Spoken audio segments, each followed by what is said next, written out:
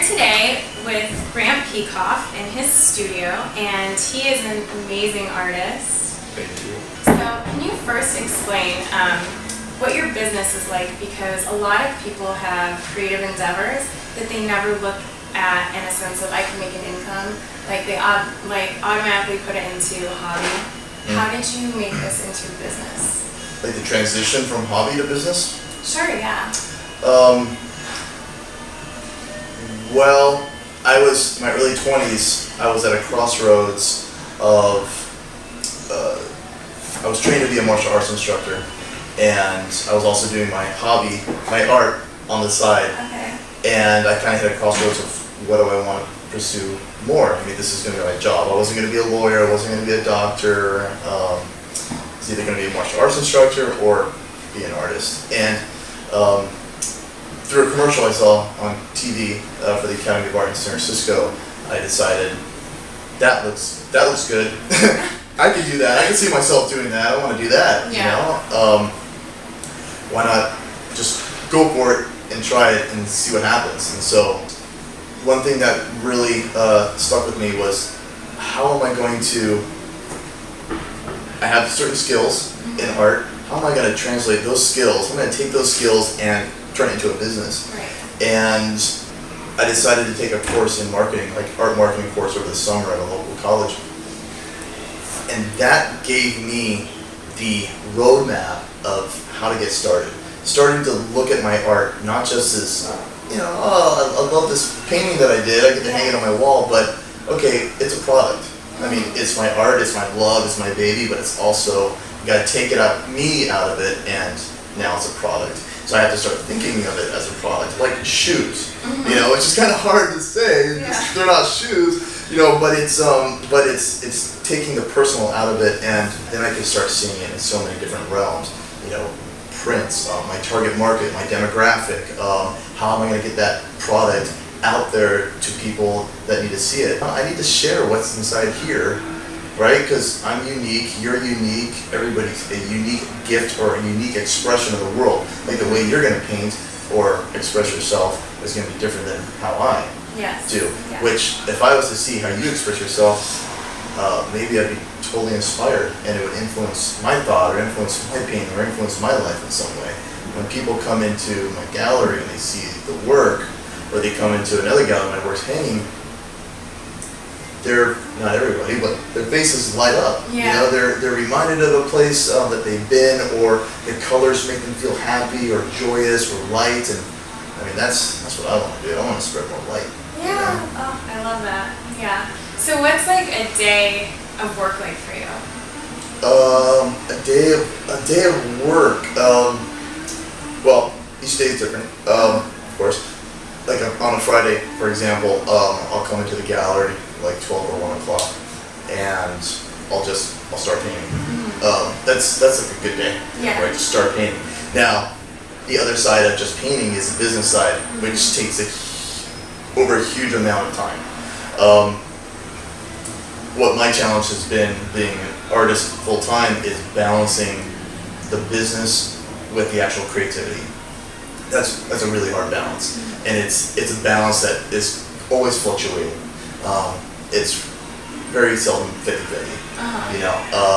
There's times like when I go travel, I'll just paint, and there won't really be business a part of that, and that feels good. I can just express myself and just take all the time I need for painting. When I'm here, kind of in the studio, I'm thinking about projects that I have lined up, commissions that I have lined up, whether we're making enough sales. Shipping things, the administrative work that my wife Lainey does, all the ordering, all the administration, kind of taking care of the structure of it. So there's a huge component to the business side of art. That's why it's such a great idea to get familiar with the business side, like QuickBooks, like taxes, and getting your business license and all that kind of stuff. It can be overwhelming, but hugely important. But yeah, I mean, on an average day, like I'll come into the studio, I'll do some emails, try to get some emails out of the way to collectors or whatever other kind of business that I'm doing with people, and then try to schedule, I don't know, 4 or 5 hours just to paint, with a lot of coffee breaks in between. Well, you're in a great place for that. Yeah. In Little Italy with all these awesome coffee shops. So you said that you had a lot of supportive people around you. When you decided to do this, what was the reaction from like friends and family? Well, like my family, my dad is a very out of the box thinker. So he always encouraged myself and my sister to think outside the box and go do what I love. That's awesome. You know, like his dad said, you know, you gotta go to work. Work. And he made it a point not to have that same kind of philosophy. So he was very encouraging. Actually, I asked, and my mom was also very encouraging. Just, you know, be happy, do what you love kind of thing. You know, make some kind of living, like support yourself, but do what you love. And friends also very encouraging. I would show my work to people, friends and family, and they would be supportive. Like I remember bringing my art home to my mom, and sometimes, you know, she'd say, "Oh yeah, I really like that." Those times when she's like, "Yeah, that doesn't really work for me," you know. And I'm like, "You're my mom. You're supposed to say, you know, it's good." Yeah. Right, but it was good because it allowed me to. It was like a real, authentic opinion instead of if you have everybody saying, "Yeah, your work is good," and it's not. You know, then you kind of go out there, you're going to be shell-shocked when you bring it to a gallery or something, and they're like, yeah, sorry, you need to keep going or go back to school or whatever it is. Yeah, so much support from my family. I borrowed like $3,000, $4,000 from my dad, and he helped me get started with certain products with my art, which I eventually, when I made the money back, said, you know, here's the money. He's like, nah, you just keep it invested again into your business, you know. But yeah, I mean, without that initial loan, I wouldn't have been able to go maybe at the pace that I had. That's awesome, because I think a lot of people have parents who aren't happy in their own jobs, and so they don't necessarily have that example. And especially right now, people are coming out of school and there aren't jobs, and everyone's kind of coming from a place of lack instead of focusing less maybe on making money, which is important, obviously, but, you know, instead of finding what's going to make them happy. Yeah. You know, and how they spend their time, because work takes up a lot of time. A lot of time. But you really touched on something there, because lack, you know, that sense of lack, which we all have. I've really noticed in my life, the more I come from that space of lack, the more lack I have. But when I come from that space of abundance, and abundance can mean feeling like you don't need anything to be complete. Yeah. You know? Yeah. And within that's abundance. Like starting out, I remember feeling so incredibly abundant. Like my tagline, anything is possible. Like really, like I really felt that. Like anything is possible. When I went to find this gallery to open it up for just a month, I went into the managing office of this outside mall in Del Mar, really high end. And like my thinking was, you know, why wouldn't they want me to have a show in one of their spaces? You know what I mean? So it's coming from that sense of just wonder and abundance and positivity and not telling yourself I can't. And a big part of that is the win-win. Like it's a win-win for everybody. Yeah. You know? And that's a gift to be able to treat life like that. You're not taking from yourself, you're not taking from somebody else, you're giving. So it's like it just feeds itself with positivity. You know what I mean? Yeah, I've been concentrating more on that. Like I've been getting into the ideas of like manifestation and that kind of stuff for like a year or so now. And I think the hardest thing, at least for myself, has been actually just believing it. Like people can tell you, well, if you feel like if you come from this space or if you just believe, and it's like, well, just believing is like a huge thing. Do you have any advice for people who do find themselves like in that state of lack where they're just like, I just feel overwhelmed with bills and, you know, like I don't see any opportunities and that kind of thinking? I go to the places that do make me feel fulfilled. Reconnect me with that experience of being recharged and filled. And for me, that's nature. We're having conversations like this, you know, conversations that fill you up, deep conversations, You know, like looking outside the window and seeing the light. It's the more, like, our thoughts are an incredibly powerful experience. You know, the more we think about these things, I mean, they're just thoughts, right? And the more we have these thoughts, the more it brings us down into suffering, and it's a self-fulfilling prophecy in a way, where we just can't get out of that rut. So I start to bring those things that I know fill me up into my life. Like if I go to the beach and I see the way the light hits the water, or I smell the breeze, or, you know, it's like you take a vacation, right? Yeah. It's like you just feel charged up, and you're like, okay, yeah, okay, it's not as bad as I think it is, or I thought it was. You know, how can I?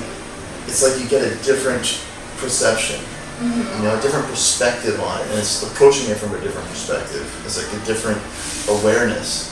And so those, like, specific examples of doing things that fill you up, that reconnect you with yourself, reconnect you with the universe, God, whatever you want to call it, I think are crucial, especially for artists. I mean, anybody, but especially for artists needing to find that inspiration, that reconnection, because we forget.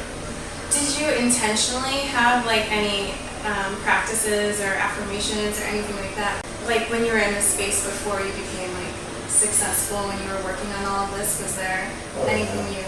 Yeah. I mean, really, I was really into spirituality. I am.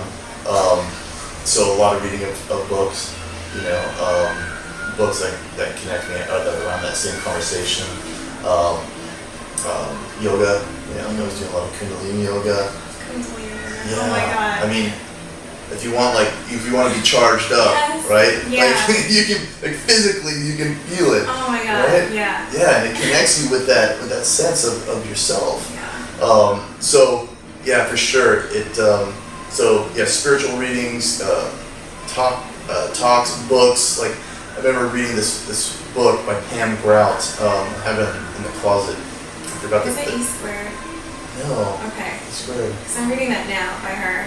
It's like Pam Grout? Yeah. Really? Yeah. Interesting. Just a set of experiments to do, just to prove to you that, like, your thoughts will manifest. Huh. Yeah. Very cool, because the book I read wasn't, like, experiential like that, but it was a book basically about different people's experiences of making their dreams come true. So I was reading on your website in your bio something that I found really interesting. You talked about finding freedom as a painter and, like, changing the colors of a tree, or like taking out detail, or just completely leaving people out. I love that. Do you want to talk about how that like, before you found that, like, the difference between how your painting was? Yeah, it was more forced. I always thought, you know, good art was realistic art, you know, as far as, like, your proficiency in it, or my proficiency in it had to look realistic. When I finally allowed myself to paint the way that or draw and paint the way that I see the world, and the way that my hand naturally goes, it was just like freedom, you know. It was just like, yeah, like, I can paint anything I see. You know what I mean? Like, the way that I want. I don't have to answer to anybody. Yeah. And, you know, bonus, people like it. You know what I mean? Everything really flowed from that moment. You know, and people pick up on that energy. And success, the real success, is doing what you love in that. You know what I mean? What advice would you give someone, whether they're artistic or otherwise, and they're wanting to create their own career? Talk to as many people about it as possible. You know, like what you're doing, get feedback. I did that. And I talked to as many people. Questions. Ask questions. Be curious. Because within that, people will support you as well. And you'll get more answers, and you won't feel alone in that.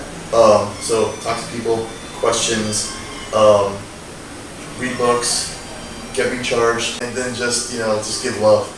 Give love, you know? I think you're going to be successful even if you're giving love, because love's coming back to you. Well, thank you so much for your time and letting me interview you. I'm going to put your website up so people can take a look at your wonderful work. Perfect. Thank you. Thank you for your time.